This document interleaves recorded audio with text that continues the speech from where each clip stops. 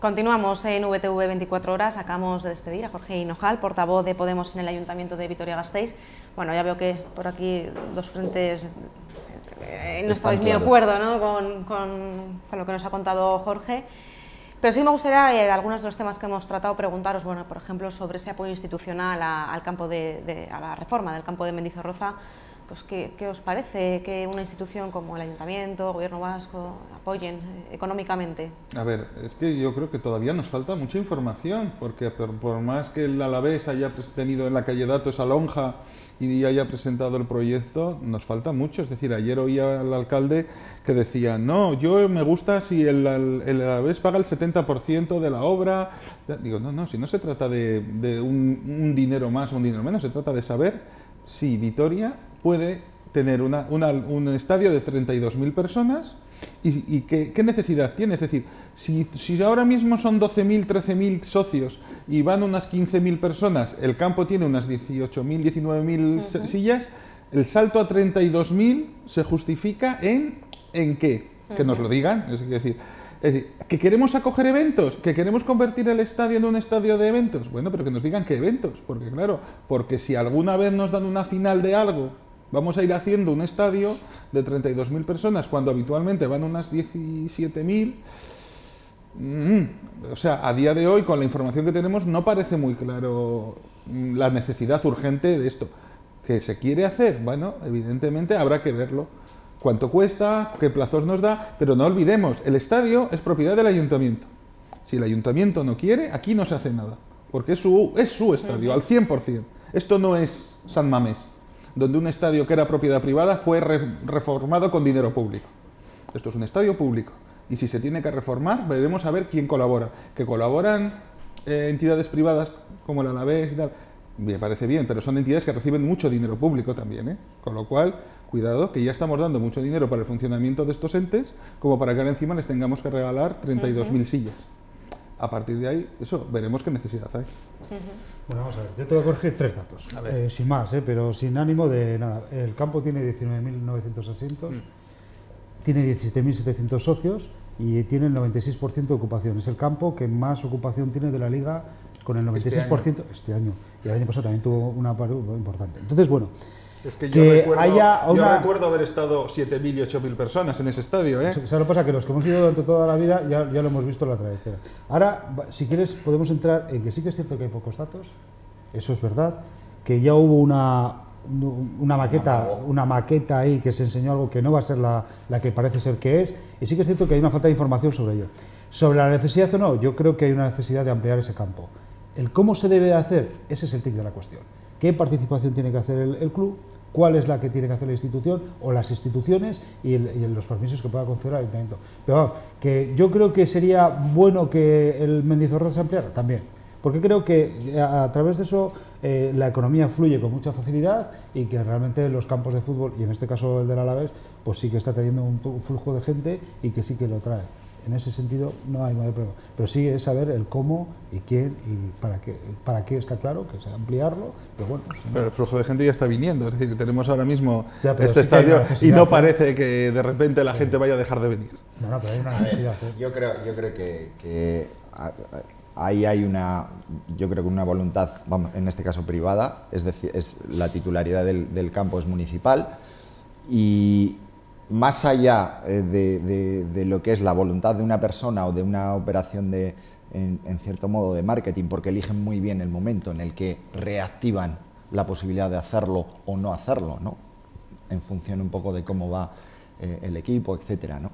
Más allá de eso, yo creo que aquí la administración pública bastante hace conceder el terreno, el espacio, pero si se decide ampliar y una de las partes es la que decide ampliar, tiene que asumir totalmente el gasto que puede suponer eso. Y además, en este caso, el proyecto, que no sé si finalmente será ese que se nos mostró en su día con la maqueta u otro, pero en principio planteaba también dudas porque dejaba fuera parte de las pistas de atletismo que eran utilizadas por los niños y la gente que entrena allí, sobre todo la parte cubierta, etcétera. Eso era un problema, bueno, que entiendo yo que se le puede buscar solución, pero en cualquier caso, lo que para mí es claro es que aquí la inversión tiene que ser absolutamente privada. Es decir, los que tienen que poner el dinero, si quieren llevar para adelante el proyecto, tienen que ser los que lo plantean. Y en este caso, la corporación municipal no es la que está planteando esa ampliación. En cuanto al resto de cuestiones que hemos tratado con Jorge, no habéis estado muy de acuerdo con lo que nos ha trasladado. Es que nos ha mostrado un relato que puede ser muy bonito, puede ser del cambio, la revolución, el progresismo pero que luego de verdad, que luego hablas con la gente normal de la calle y lo que te dice es que Vitoria está gris, está triste. El centro comercial, el centro del ensanche está mucho más flojo y no para de haber nuevos cierres de lonjas. Es que ahora Ole Morena ha vuelto a decir que cierra en su segunda ubicación en el centro. Es que seguimos viendo cierres. Ahora la iniciativa parece que queda todo en manos privadas. Es decir, si no viene a ser por Uriarte, ¿qué modelo nos estaban planteando desde el ayuntamiento para el comercio de la zona centro? Nada. Para los barrios, igual. Es que tenemos un problema de que no sabemos qué queremos ser dentro de unos años y no sabemos a dónde queremos ir. O sea, tenemos un problema real. Además, en lo que es el espejo de la ciudad, que es el centro, independientemente que luego están los barrios que puedan tener más o menos su diversidad comercial, que es menor, pues sí que es cierto que el foco que es el centro pues está apagándose por momentos. Pero esto viene dado por malas decisiones. Mira, aquí ha habido un siglo, que es el siglo XXI, que ha habido muy malas corporaciones municipales en las que se han tomado muy malas decisiones y que ahora se están pagando eso. Ahora, reflotar todo eso es muy complicado, porque es a la iniciativa privada y a la capacidad que puedan tener de mover citas privadas, no públicas, porque lo público lo que ha hecho es enajenar todo del centro y no dar ninguna solución. Entonces, claro, si nosotros pasamos el referente del siglo XX, de ser una de las ciudades donde todo el mundo venía a aprender de movilidad, a aprender de las cosas que nosotros hacíamos bien, de repente, desde el siglo XXI, llegan corporaciones municipales en las que, del fruto del desorden, de la falta de diálogo, de la falta de compromiso de la mayoría de los concejales, han venido todas estas desidias que en el siglo XXI lo estamos padeciendo. Y ahora mismo solucionar esto es un problema muy serio. O sea, porque hay que sentarse y ver realmente qué se puede hacer, que no es tan fácil, ¿eh? O sea, ya no es tampoco la iniciativa privada, sino también date cuenta que hay que atraer todo un polo que tenemos, el año que viene tenemos una oportunidad maravillosa de que aquí se hace una Final Four, de la Enoteca, o sea, tenemos un montón de cosas y lo tenemos ahí, y lo tenemos muerto, y aquí nadie tiene la capacidad de decir, yo haría esto, porque nadie se arriesga a hacer nada. ¿Por qué? Porque es muy difícil. A ver, yo creo que, y antes también lo planteaba, estamos en un momento en el que en el tablero de juego de lo político irrumpen nuevas fuerzas. Y aquí creo que la capacidad para leer lo que está pasando políticamente, tanto en las instituciones como en la ciudad,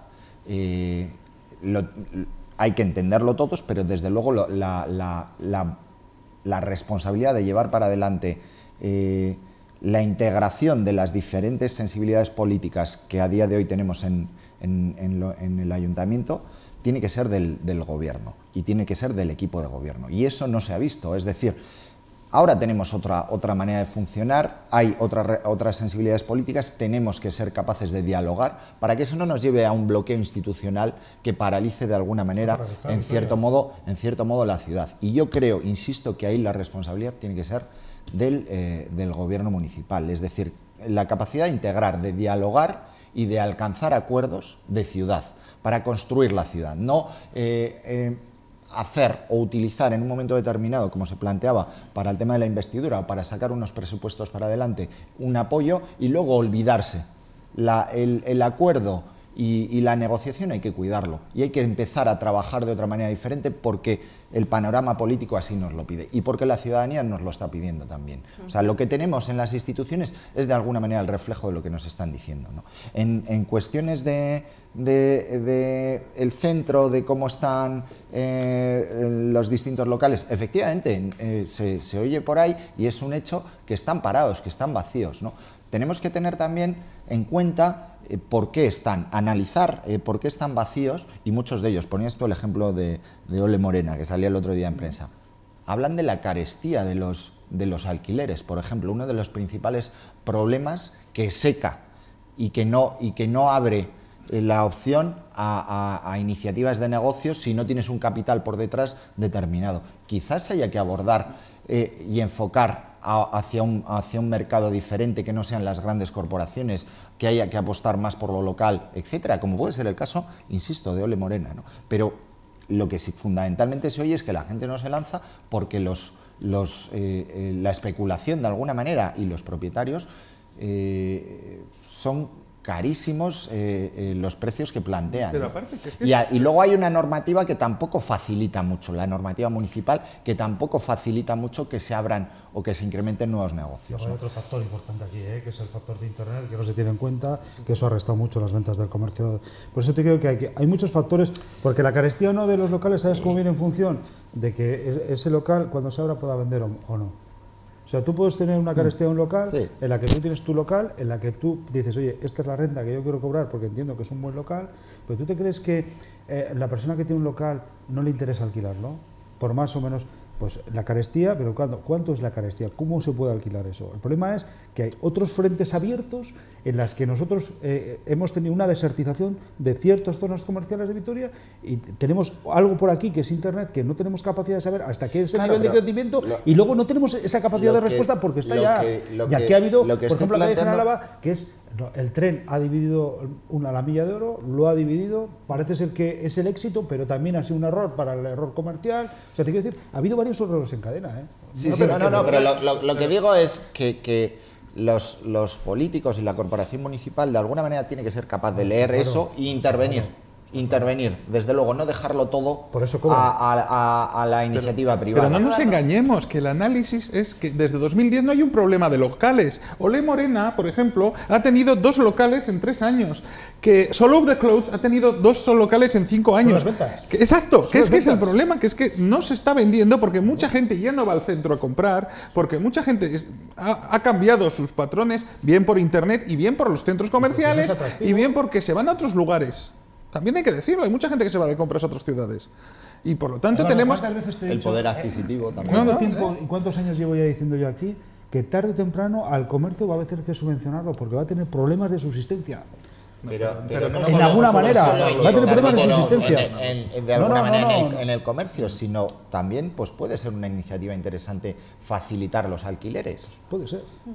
Poner en contacto, por ejemplo, a las personas que poseen locales y a las personas que quieren arrancar. O sea, programas de ese estilo se están dando en otras ciudades y se está demostrando que funcionan. O sea, ideas hay. Lo que pasa es que hay que ponerlas encima de la mesa y hay que llevarlas para adelante y no aplicar siempre. Y por eso a mí me parece interesante la irrupción de los partidos de progresistas, etcétera, no poner siempre la misma fórmula para solucionar los problemas que son viejos. El contexto social, cultural, político, etcétera, es diferente. No podemos seguir tratando de aplicar las mismas fórmulas a cosas que son nuevas. Pero no nos engañemos en el análisis. En el año 2004-2005 el centro bullía. Un viernes, un sábado, veías gente con bolsas. Hoy en día vas a esas mismas horas y es que hay mucha menos gente, muchas menos bolsas. Entonces, yo entiendo que Uriarte va a hacer una apuesta en sus locales por lo que él apuesta. Y me parece lógico que él intente buscar imanes, es decir, gente, claro, franquicias que atraigan. Es un modelo de comercio que puede atraer a mucha gente. Y al lado de esas grandes lonjas puede haber pequeñas lonjas para que funcione otro tipo de negocios. Pero veamos que el problema es las ventas. Esa es la cuestión, que a día de hoy no es un problema de que no haya espacio. Las firmas pueden entrar porque tienen dinero para pagar los alquileres y lo que supone, y lo que son planteamientos de negocio más alternativos o más locales, pues no se pueden permitir coexistir con estas grandes superficies, ¿no? Entonces yo creo que incidir o modificar las reglas de juego para que esto cambie es, insisto, responsabilidad de la corporación municipal, que no es tan complicado, es ser un poco creativo y abordar las cosas de manera distinta. Por recuperar a los clientes perdidos. Claro. Es decir, el ayuntamiento también lo que tiene que hacer es concienciar a la gente de compra local, compra en local. Volvamos a traer a la gente al centro comercial de Vitoria, que es ese. Los barrios tienen sus centros comerciales. Yo entiendo que el ayuntamiento también tiene que apoyar la calle Gorbea, la calle Badalla, que tiene que apoyar el comercio en Zaramada. Evidentemente que también, pero vamos a decirlo claro, los ejes del comercio siempre han sido Corte Inglés, General Álava, San Prudencio, Dato, tal. Esos eran los grandes centros de comercio. Si dejamos que eso se hunda, ese comercio no se va a ir a los barrios, va a desaparecer. Mira, a ver, insisto, tú lo comentabas antes, aparecen nuevos factores, como es el tema de Internet, etcétera. Es decir, vuelvo a insistir, no vale con mirar hacia atrás qué es lo que se hacía o cómo funcionaba, sino ser capaz de leer lo que está pasando a día de hoy y plantear nuevas fórmulas, que posiblemente tengan que recoger algo de cómo se hacían las cosas en el pasado, sí, pero desde luego el planteamiento que tenemos a día de hoy de comercio, etcétera, tiene que pasar por una reflexión de qué es lo que está pasando y cómo abordar todo eso. Y eso no lo estamos haciendo, estamos continuamente mirando para atrás. Y que vimos en el casco viejo, que se subvencionaba, se daban alquileres baratos a las tiendas. ¿Y qué pasó? Que muchas volvieron a cerrar también. Adolfo Domínguez cerró. O sea, es decir, que eso no solo no funciona. Si no recuperamos a los clientes, si no recuperamos a la gente que venga a comprar a Vitoria, es que habrá poco que hacer. Os quiero plantear elecciones, ese posible relevo en la Cámara, la presidencia en la Cámara de Comercio de Álava, y finalmente, con una mayoría absoluta, Gregorio Rojo repite al frente de esta institución. Bueno, pues oye, si los empresarios y los comerciantes es lo que desean, pues, oye, pues evidentemente ellos sabrán los motivos. ¿Os sorprendió? No, sorprender no, porque era el favorito, vamos a decirlo claro. Me sorprendieron otras cosas y otros anuncios previos de candidatos que se postulaban a la presidencia sin estar en el plenario. Pero a partir de ahí, hombre, yo pensaba que los empresarios y los comerciantes podrían haber apostado por tener a Rojo si querían en el plenario, pero haber apostado por una persona más activa en la gestión del día a día y en la gestión de la Cámara de Comercio. Alguien más joven, con un nuevo proyecto, con nueva gente. Pero bueno, de momento parece que no hay una manera de construir un nuevo proyecto, entonces parece que van a seguir con el anterior en espera de que alguien en la próxima vez dé un paso al frente y cree un equipo y un nuevo proyecto para la Cámara, que ahora, bueno, pues seguirá como sigue hasta ahora. Sin sorpresas, pero con tristeza. Es una realidad que ha pasado en la Cámara de Comercio. Yo entiendo que las personas que se responsabilizan de esto, pues sus motivos tendrán, que aparentemente no se dicen, pero bueno, a mí me da tristeza porque es un proyecto que yo entiendo que estaba caducado y que había que haberlo renovado, e incluso ahora hay que mejorarlo, porque la Cámara de Comercio tiene que ser partícipe de la ciudad, que para eso está, y en estas cosas que estamos hablando, la Cámara de Comercio tiene técnicos y personas y tiene, de verdad, poder de análisis y capacidad para poder analizar muchas cosas que la Cámara de Comercio no ha hecho hasta ahora. Y creo que la Cámara de Comercio está para otras cosas también, que es la internalización de las empresas y el desarrollo comercial y esto. Y creo que el reto que se tiene importante se tenía que haber actualizado. Pero bueno, oye, esto es lo que hay. Y ahí sí que estoy un poco de acuerdo, es decir, hasta ahora la sensación que uno tiene cuando se habla de la Cámara de Comercio es algo que está ahí un poco haciendo de vez en cuando cosas, se le ve, bueno, pues que plantea algún curso, tal, no sé qué, pero no se le ve una implicación real en la ciudad ni en el territorio, ¿no? Entonces yo sí que creo que ahí tendría que haber una renovación y alguien que llegue con empuje y con ganas de hacer cosas y coger el toro por los cuernos. A mí la sensación que me da es que es un espacio en el que, bueno, pues van viejas glorias o perfiles profesionales X que aparecen allí, se reúnen y no se le ve una solvencia, una capacidad de gestión y de iniciativa, que es lo que yo creo que debería de tener una Cámara de Comercio. Y a mí me sorprende una cosa, la Cámara de Comercio ahora dice que va a hacer cursos y va a examinar de inglés a los alumnos. Digo, o sea, ahora va a hacer competencia a sus propios miembros, porque los empresarios que tienen academias también son parte de la Cámara de Comercio. Oficial de idiomas, es que... No, pero bueno, eso es una entidad pública, digamos, 100% pública, gobierno vasco, que tiene ahí, ¿no? La Escuela Oficial de Idiomas es oficial, sí. es la que da los títulos oficiales. Pero claro, que la Cámara de Comercio ahora examine con los títulos oficiales de Cambridge, cuando hay un montón de academias que también privadas que también lo hacen y que son parte de la propia Cámara, a mí me parece una cosa, o sea, es decir, yo entiendo que tú des cursos de inglés comercial para una formación específica y técnica, eso lo veo perfecto, pero que empieces a examinar habiendo sitios públicos y privados, sobre todo lo que me llama la atención, tiene academias unas privadas instalaciones fantásticas que yo es paso que no, todos los días por ahí y las veo. Sí, pero muchas veces que no entiendo por qué la necesidad de la Cámara de Comercio es competir con sus propios miembros en dar un mismo servicio. Mira, estos días se está analizando mucho, que hay una cosa, no iba a entrar, pero se está analizando mucho sobre el tema, la problemática comercial y la desertización de Álava.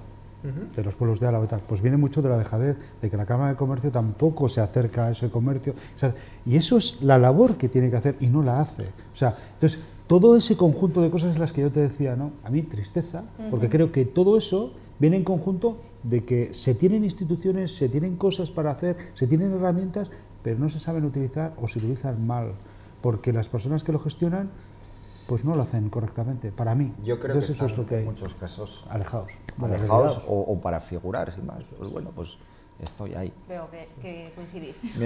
Rápidamente, un último tema. Este pasado domingo se celebró una cadena humana en la que participaron más de 175.000 personas por el derecho a decidir, organizada por Gure Esku Dago. Me gustaría saber qué significó para vosotros esta celebración.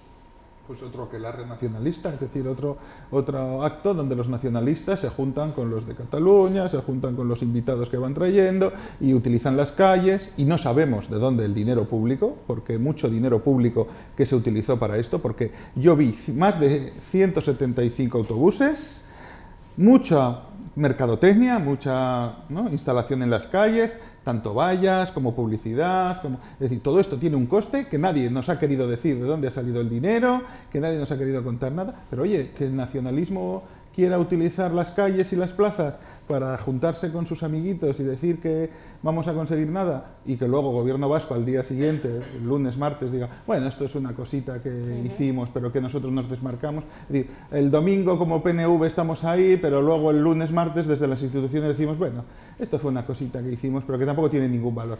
Entonces ves un poco que no sabe muy bien qué hacer, pero bueno, pues es una especie de fiesta que quisieron hacer en la calle. Se trajeron a Rufián, se trajeron a mucha gente. Bueno, pues el problema es que las fiestas privadas que se las paguen privadamente. Y yo ahora mismo no sé quién ha pagado todo esto, porque era mucho dinero lo que vi yo en este acto. Bueno, quizás por ese 10% que pidieron. Por ejemplo, pero que nos como ayuda a los locales. Que nos lo expliquen, porque yo, de verdad, yo vi una mercadotecnia, claro, y en muchos lugares. Hablamos de Vitoria, pero esa mercadotecnia estaba en todos el recorrido, con lo cual estamos hablando de miles y miles de dinero que no sé de dónde está saliendo. Porque tú, como una asociación, por muchas huchas que pongas, no te aseguro que no te da para todo esto. Pues mira, a mí me gustó mucho. Vi que Gure Esku Dago fue capaz de unir las tres capitales vascas por una razón, que es la del derecho a decidir, en la que yo creo que tarde o temprano se tiene que plantear, porque además yo creo que es una demanda de que la gente decida qué es lo que quiere hacer con el pueblo vasco, para qué sirve el pueblo vasco y qué identidad queremos tomar. Entonces a mí me parece bien, me satisface. No me gustó el tema de la carta como se hizo, porque es cierto que no me gustó, porque creo que esas cosas, la descoordinación hace luego que se monten bulos, y todo lo que parece que puede ser festivo y bonito a la hora de poderlo hacer y que la gente tenga reivindicativamente su posición a hacerlo, pues estas cosas las manchan. Y además es por una falta de coordinación que luego no está bien, ¿no? Pero lo demás, un orgullo, una satisfacción, y ojalá sigan adelante, y por algo se hacen las cosas, que la gente escuche. A mí siempre que se ponga en la palestra el tema del derecho a decidir y se interpele de alguna manera a la sociedad con este tipo de acciones, me parece bien. Pero es que le pongo yo, insisto, pareciéndome bien cualquier tipo de iniciativa que hable del derecho a decidir. Es que el enfoque que se le da desde Gure Esku Dago es de un planteamiento más unilateral, y no se extrapola el derecho a decidir más allá de lo territorial. Es decir, yo creo que es interesante como fórmula de profundización democrática el derecho a decidir, pero no solo en el ámbito territorial. Y yo creo que ahí, en ese sentido, se queda un poco limitado el planteamiento que hace Gure Esku Dago, que es simplemente ese enfoque territorial. Por lo demás, siempre es bueno ver cómo iniciativas en torno al derecho a decidir aglutinan a tantas personas. Yo creo que es una evidencia que está ahí y que cada vez va a tener más demanda social en torno a la cuestión del derecho a decidir, y que antes o después va a haber que abordar. Pero insisto, para mí el planteamiento de Gure Esku Dago tiene esa pega, sobre todo el tema de enfocarlo solo al aspecto territorial. Bueno, pues lo vamos a dejar aquí por hoy. Muchísimas gracias a los tres por haber venido un día más. Muchas gracias. Y nosotros continuamos aquí en VTV.